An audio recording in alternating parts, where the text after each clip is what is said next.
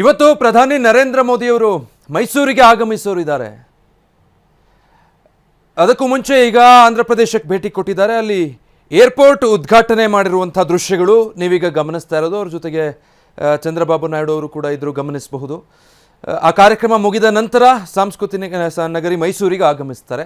ಸದ್ಯ ಆಂಧ್ರ ಪ್ರದೇಶದಲ್ಲಿ ವಿಮಾನ ನಿಲ್ದಾಣವನ್ನು ಪ್ರಧಾನಿ ನರೇಂದ್ರ ಮೋದಿ ಅವರು ಉದ್ಘಾಟನೆ ಮಾಡಿದ್ದಾರೆ, ಲೋಕಾರ್ಪಣೆಗೊಳಿಸಿದ್ದಾರೆ. ಸೊ ಅದು ಯಾವ ರೀತಿ ಸಾಂಸ್ಕೃತಿಕವಾಗಿದೆ ಅನ್ನುವಂಥದ್ದನ್ನು ನೋಡ್ಬೋದು. ಅಂದರೆ ಆ ಏರ್ಪೋರ್ಟ್ನ ವಿನ್ಯಾಸ ಇದೆಯಲ್ಲ, ಬಹಳ ಗಮನ ಸೆಳೆಯುವಂಥದ್ದು, ವಿಭಿನ್ನ ಶೈಲಿಯಲ್ಲಿ ಇರುವಂಥದ್ದು.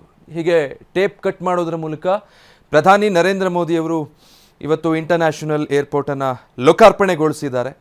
ಈ ರೀತಿಯ ಸಾಕಷ್ಟು ಕಾರ್ಯಕ್ರಮಗಳ ನಿಮಿತ್ತ ಇವತ್ತು ಆಗಮಿಸಿದ್ದಾರೆ.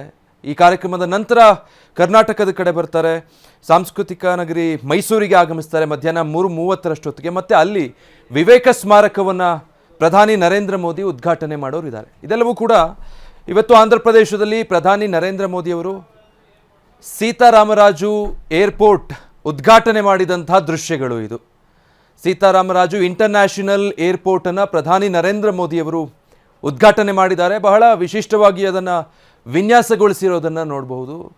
ನಮ್ಮ ಭಾರತೀಯ ಸಂಸ್ಕೃತಿ ಪರಂಪರೆಯನ್ನು ಸಾರುವ ರೀತಿ ಆ ಇಡೀ ಏರ್ಪೋರ್ಟನ್ನು ವಿನ್ಯಾಸಗೊಳಿಸಲಾಗಿದೆ.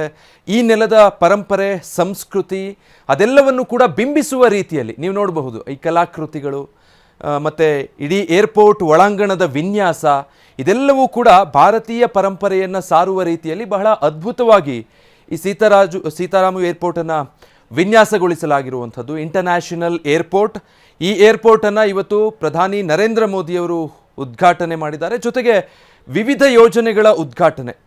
ಪ್ರಧಾನಿ ನರೇಂದ್ರ ಮೋದಿ ಅಭಿವೃದ್ಧಿ ಮಂತ್ರವನ್ನು ಜಪಿಸಿದ್ದಾರೆ. ಇವತ್ತು ಆಂಧ್ರ ಪ್ರದೇಶಕ್ಕೆ ಭೇಟಿ ಕೊಟ್ಟು ಆಂಧ್ರದಲ್ಲಿ ವಿಮಾನ ನಿಲ್ದಾಣದ ಉದ್ಘಾಟನೆ ಮಾಡಿದ್ದಾರೆ. ನೋಡಬಹುದು ಯಾವ ರೀತಿ ಅದ್ಧೂರಿ ಸ್ವಾಗತ ಸಿಕ್ಕಿದೆ ಪ್ರಧಾನಿ ನರೇಂದ್ರ ಮೋದಿಯವರಿಗೆ ಅಲ್ಲಿ ಅಂತ. ಸಾಂಸ್ಕೃತಿಕ ತಂಡಗಳು, ನೃತ್ಯ ತಂಡಗಳು ಎಲ್ಲವೂ ಕೂಡ ಭಾಗಿಯಾಗಿ ಬಹಳ ಅದ್ಭುತವಾದಂತಹ ಸ್ವಾಗತ ಕೋರಿದ್ದಾರೆ. ಆಂಧ್ರದ ಭೋಗಪುರಂನಲ್ಲಿರುವಂತಹ ವಿಮಾನ ನಿಲ್ದಾಣ